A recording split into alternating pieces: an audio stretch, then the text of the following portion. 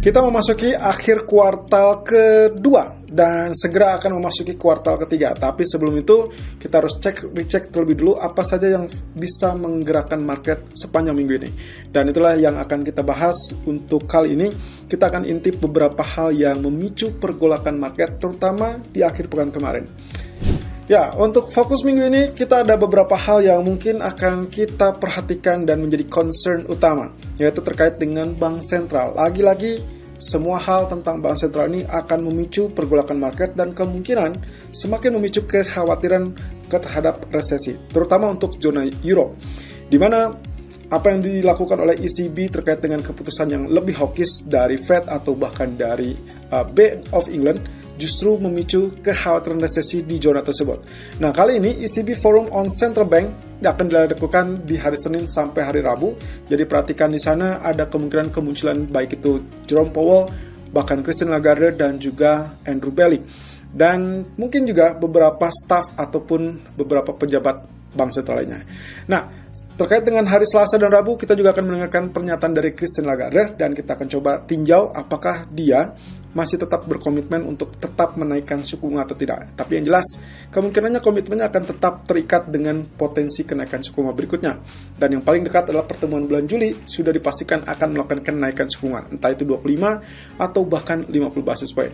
Sementara untuk Powell speech yang juga kemungkinan akan muncul di ECB Forum, kita akan lihat pernyataannya di hari Rabu. Kali ini kita akan coba dengarkan apakah dia akan tetap berkomitmen untuk 2 kali kenaikan sisa atau masih juga terbuka untuk tidak menggunakan 2 produk tersebut. Tentunya catatan yang bisa kita lihat adalah dibandingkan dengan semua bank sentral, Fed diyakini oleh beberapa pengamat termasuk salah satu yang mungkin sudah menjelang akhir dari siklus kenaikan suku bunga. Hanya saja masalahnya adalah dot plot kemarin yang menunjukkan ada 2 kali kenaikan suku bunga yang tersisa di sepanjang tahun 2023 ini. Nah, itu yang akan menjadi catatan khusus dan itu pula yang ditekankan kembali oleh pejabat Fed seperti Raphael Bostic. Kali ini kita akan lihat ataupun dengarkan apa yang akan kembali dikatakan oleh Bostic setelah kemarin secara 2 hari berturut-turut pernyataannya relatif lebih dovish dibandingkan posisi dia sebelumnya dan bahkan dari Bullard ataupun Williams. Ya, Bostic sempat mengatakan bahwa dia setuju dengan menahan kembali suku bunga dan itu adalah catatannya untuk bulan Juli sehingga nantinya Fed memiliki alasan atau bahkan memiliki pertimbangan yang lebih lengkap karena dia yakin inflasi seharusnya sudah mulai beranjak melunak. Nah, terakhir di hari Kamis juga kita akan lihat dari Tenreiro. Figur inilah yang sebetulnya kemarin memberikan permasalahan cukup dilematis bagi Andrew Bailey. Ya, dalam 2 kali pertemuan terakhir atau bahkan 3 kali pertemuan terakhir, Tenreiro selalu komit dengan keinginannya menentang kenaikan suku bunga. Dan bahkan di pertemuan kemarin, apa yang membuat pound sterling kembali turun, bukannya rally padahal sudah dinaikkan dengan kejutan 50 basis point, adalah posisi Tenreiro dan juga Dingra yang tetap berkomitmen menolak kenaikan suku bunga tersebut. Nah, jadi kita akan dengarkan di sini hari Kamis apakah Tenreiro memiliki alasan kuat kenapa tidak mendukung kenaikan suku bunga. Oke, lalu kemudian selanjutnya adalah terkait dengan data ekonomi. Minggu ini kita akan lihat dari beberapa data ekonomi, tentunya dari economic calendar saya ambil beberapa data penting saja dari beberapa kawasan. Dari Jerman, IFO Business Climate, inflasi, dan juga retail sales menjadi topik utamanya di hari Senin, Selasa, dan Jumat. Sementara untuk US New Home Sales dan juga GDP akan ada di hari Selasa dan juga Kamis, lalu kemudian ditutup dengan inflasi PCE di hari Jumat. Sementara untuk GDP juga akan dirilis dari Inggris di hari Jumat dan zona Eropa akan melihat terkait dengan inflasinya.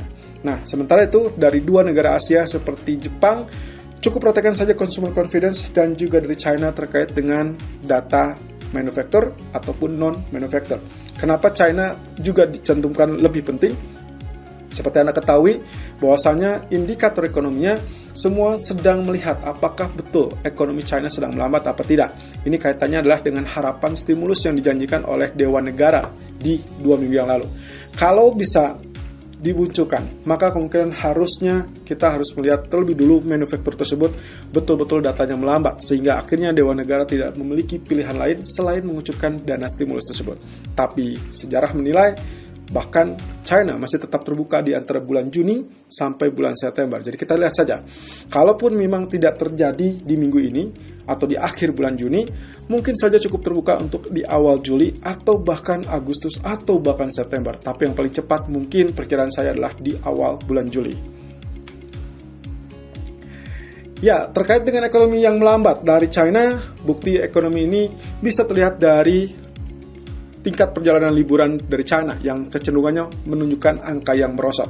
Dan bahkan, maskapai penerbangan Korea memangkas potensi penerbangan ke China karena tingkat permintaan yang relatif lebih rendah. Jadi ini yang menjadikan indikator apakah tingkat permintaan akan pulih atau tidak untuk minyak global, itu dikaitkan dengan tingkat perjalanan wisata dari China. Kalau misalkan ternyata kita melihat 4 minggu ke depan angkanya relatif membaik atau bahkan jauh lebih tinggi, maka itu bisa meyakinkan setiap orang bahwa tingkat permintaan minyak global semakin meningkat. Ini karena kaitannya adalah sebagai negara konsumen minyak mentah terbesar. Nah, hal itu berarti akan menunjang untuk harga crude oil yang sampai saat ini memiliki kendala untuk tembus level $73 per barel. Ya, kita tinggal lihat saja dalam 1 atau 2 minggu ke depan terutama, atau maksimum di 4 minggu ke depan, semuanya hanya dilihat dari indikasi perjalanan wisata. Sementara itu, upaya kudeta di Rusia sepertinya gagal. Dan kali ini, kalau kita lihat berita yang berseliweran, sejak akhir pekan lalu kita sempat mendapatkan bahwa sosok Yevgeny Prigozhin ini sedang dituduh untuk melakukan kudeta. Upaya kudetanya terhadap Vladimir Putin, lalu kemudian menghebohkan, dan kemungkinan itulah yang dinilai oleh Inggris ataupun Amerika atau bahkan negara-negara sekutu bahwa Vladimir Putin menjelang kejatuhannya. Dan bahkan media Inggris memberikan rilis headlines terkait dengan hal tersebut sebagai hati-hati, siap-siap untuk tanda-tanda kejatuhan Vladimir Putin. Tapi berita yang saya dapatkan justru agak sedikit polemik. Kalau misalkan kita perhatikan dari sejak awal, sebetulnya sosok Prigozhin ini bukanlah untuk menuju kepada penjatuhan seorang Presiden Putin. Namun, akibat dituduh kudeta, maka dirinya lebih marah lagi dan akhirnya menyusun strategi untuk menggulingkan pemerintahan yang sah. Tapi akhirnya hal tersebut tidak terjadi dan bahkan Prigozhin menarik mundur pasukannya. Tapi dengan catatan bahwa mereka memiliki kesepakatan. Mereka melakukan hal tersebut katanya asalkan tuduhan tersebut semua dicabut terhadap Prigozhin. Nah, kita belum tahu mana yang benar, tapi yang jelas selama 1 atau 2 hari ke depan kita perlu mengkonfirmasi lebih lanjut terkait dengan berita tersebut. Kalaupun misalkan terjadi kudeta ataupun bahkan katakanlah civil war yang dikhawatirkan oleh para pengamat, maka Anda bisa lihat pergerakan yang kemungkinan dituju adalah safe haven. Tapi juga cukup menarik karena harga minyak justru sempat mengalami kenaikan saat terjadinya kudeta tersebut. Well, saya tidak katakan ini kudeta atau tidak, tapi kita perlu konfirmasi lebih lanjut selama 2 hari ke depan. Ada kabar bagus dari BOJ, di mana summary of opinion atau kurang lebih yang dirangkum dari pendapat-pendapat para pejabat BOJ ternyata menunjukkan salah satu anggotanya menginginkan adanya perubahan terkait dengan yield curve control. Ya, seperti Anda ketahui 2 atau 3 bulan sebelumnya terkait dengan yield curve control ini berhasil menekan USD Japanese Yen kurang lebih sampai 2 kali lipat. Bahkan mungkin saja kita bisa lihat penurunan kurang lebih 500 poin sampai mungkin di bawah 135 atau bahkan 130-an. Tapi masalahnya adalah kali ini kita harus sabar menunggu sampai pertemuan bulan Juli. Karena yang kemungkinan terjadi mereka masih tetap melihat potensi dari inflasi yang cukup moderat. Sayangnya inflasi tersebut diyakini tidak akan muncul di bawah 2%. Dan ini yang menjadi titik kriteria bagi para pejabat BOJ. Apakah mereka akan mempertahankan sisi kebijakan longgarnya atau bergegas dengan menaikkan suku bunga? Sayangnya, sampai detik ini tidak ada rencana untuk menaikkan suku bunga. Jadi yang paling memungkinkan adalah mengontrol atau memperlebar jarak atas ataupun jarak bawah dari yield curve control tersebut. Kalau memang itu diperlebar lagi, maka dipastikan USD Japanese Yen bisa mengalami penurunan dan itu berarti Yen akan menguat. Dan sebaliknya, kalau tidak terjadi di pertemuan bulan Juli, sepertinya kita akan melihat kembali USD Japanese Yen didorong naik, bahkan secara spekulan mungkin saja mencapai level 147 kembali. Tapi ingat, Kementerian Keuangan dan juga BOJ tidak akan tinggal diam, dan itulah yang dilakukan oleh Kementerian Keuangan. Sampai saat ini mereka hanya sekedar melakukan verbal intervention yang kita yakini bahwa efeknya tidak akan bertahan lama. Tapi setidaknya hal tersebut sedikit memberikan tekanan untuk mata uang Japanese Yen. Ya, terkait dengan data ekonomi hari ini, perhatikan dengan pidato-pidato dari Central Bank, yaitu kaitannya dengan dari zona euro. Tapi yang paling besar adalah terkait dengan pidato dari Presiden ECB, Christine Lagarde.